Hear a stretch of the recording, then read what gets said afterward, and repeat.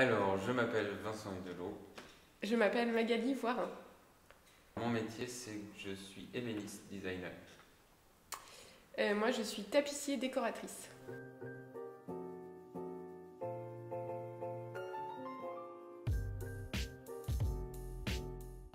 Cette marque qu'on va lancer va s'appeler Muage, M-U-A-J-E. C'est l'idée de la mutation, l'idée que chaque produit qu'on va fabriquer est évolutif dans le temps, dans le sens où on peut facilement le restaurer. Alors, l'envie et l'idée est venue d'une cliente à Magali qui l'a contactée pour créer un canapé avec un coût très limité.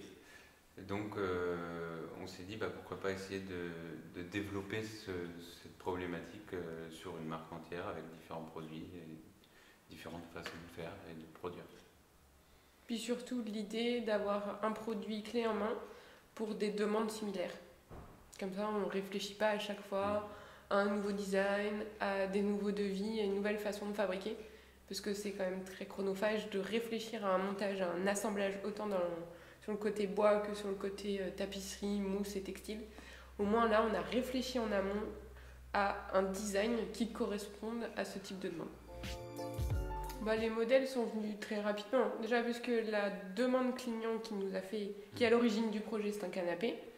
Donc on voulait forcément proposer un canapé.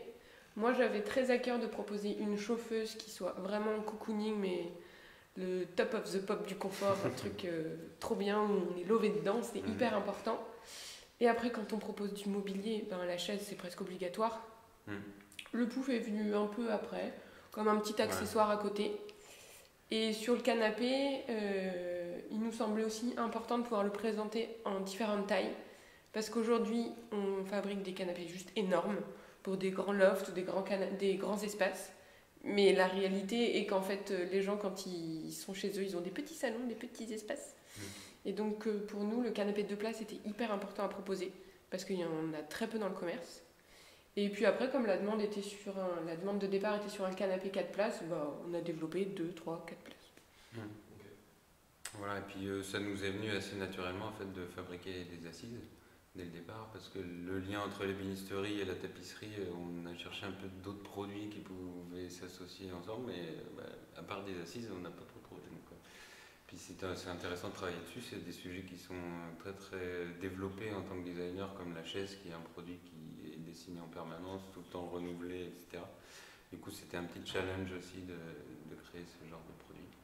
Et on s'est rendu compte que c'était tout à fait faisable et réalisable.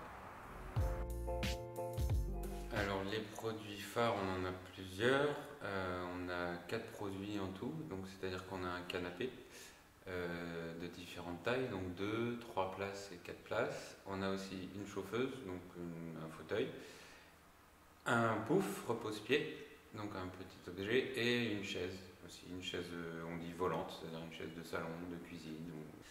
Et le produit phare qu'on va mettre en avant, c'est la chauffeuse. Alors une journée type pour Muage, ça va être pas mal d'échanges, parce qu'on travaille vraiment ensemble sur la conception, puisque c'est une conception par rapport à nos contraintes propres de métier. Et puis après, c'est aussi un choix ensemble des textures, des matières, des couleurs. Donc à chaque fois qu'il y a une décision à prendre, on la prend ensemble. Et l'avantage qu'on a, c'est qu'on est voisins, donc ça va assez vite d'aller voir une personne ou une autre. On a juste à changer de porte et d'atelier, comme ça on peut, dès qu'on a un petit détail à régler, on peut se voir en direct. Et oui, la journée type pour Muage, c'est d'abord de la création en 3D, développement 3D, donc ça c'est un peu plus ma partie en tant qu'ébéniste designer. Et après, tout ce qui est contraintes techniques vis-à-vis de la tapisserie en fonction du bois, on se rend compte directement dans nos ateliers respectifs. Alors au niveau du choix des matières, pour Muage, en tout cas, on a essayé de choisir pour ma partie, des bois qui restent locaux, dans un souci d'éthique, et des essences de bois qui sont moins utilisées. On voit souvent du chêne, du noyer, ce genre de choses, et on a essayé de se démarquer un peu avec d'autres essences qui sont tout à fait utilisées et praticables dans le domaine de l'assise. Donc là, nous, on est parti sur du frêne frame qui sera aussi teinté noir pour avoir un autre coloris, et aussi du châtaignier, une essence qui se rapproche du chêne mais qui a des colorations un peu différentes et qui est locale aussi. Pour Muage, pour les tissus, là ce qu'on est allé chercher, c'est des matières, notamment pour le lin, qui est un 100% naturel, qui est fabriqué en France. Donc c'était important pour nous par rapport à notre valeur d'éthique et de local. On a un velours côtelé. Donc là, après, c'est aussi par rapport aux tendances, il faut rester cohérent. On fait beaucoup appel à nos sens. Donc c'était plutôt ça, on est parti sur 4 produits. Mais ces 4 produits qui vont évoluer aussi. Notre produit image, il va être celui-là cette année, en 2021. Mais il changera l'année prochaine.